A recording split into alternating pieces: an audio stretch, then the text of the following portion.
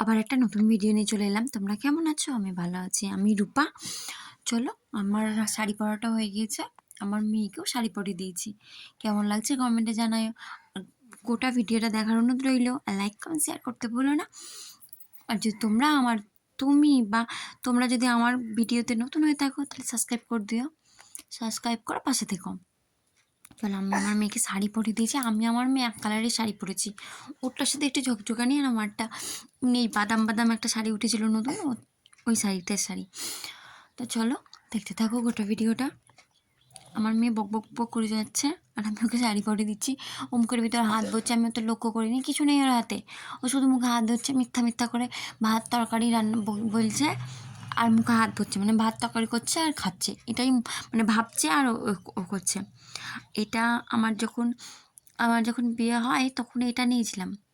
তারপরে আর পড়া হয়নি। এটা পড়েছিলাম আমাদের বিয়ের সময়, গায়ে হলুদের সময়তে পড়া হয়েছিল। আমাদের তো কোনো অনুষ্ঠান অত সেরকম বড়সড় হয়নি বিয়েতে, তাই যেটুকুটা পেরেছিলাম নিজে নিজেই করেছিলাম, নিজেরাই আমরা করেছিলাম বাড়িতেই।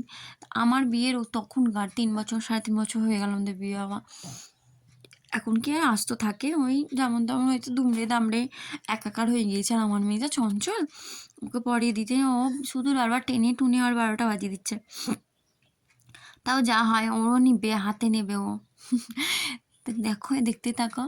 আমি এতটাই চঞ্চল আর দুষ্টু, দেখো না, শুধু লাফিয়ে চলে যাচ্ছে। ওকে রেডি করে দিচ্ছে, আমি কাপড়টা শাড়িটা পরে নিয়েছি আমি আগেই, কারণ ওকে রেডি করাতে শুরু করলে তখন তো আর হবে না, শাড়ি পরানো যাবে না। তাই ওকে আগে রেডিটা করিয়ে নিই, তারপর তখন আমি করবো। একটা একটা করে দিচ্ছি। এটা খোপার, তো ওকে বেল্টের মতন মাথায় দিয়ে দিব। তাই একবার ভাবলাম, তাই ওটাই একবার চেষ্টা করে দেখছি। তাই ছোটো ছোটো ক্লিপ গালা আছে, তাই ওটাই একবার মাথায় দিয়ে দিব। চুলটা আছে আমি দিয়ে দেবো। চুলটা তো ছোটো ছোটো করে কেটে নিয়েছি। খুব বড় বড় চুল রাখলে ভালো লাগে না, ওর তো শরীরটা পাতলা, আর খুব চুল রাখলে দেখে কেমনই লাগে। আর ও সামলাতেও পারে না, আর অসুবিধা হয়, তো বাচ্চা ছেলে, অসুবিধাও হয়।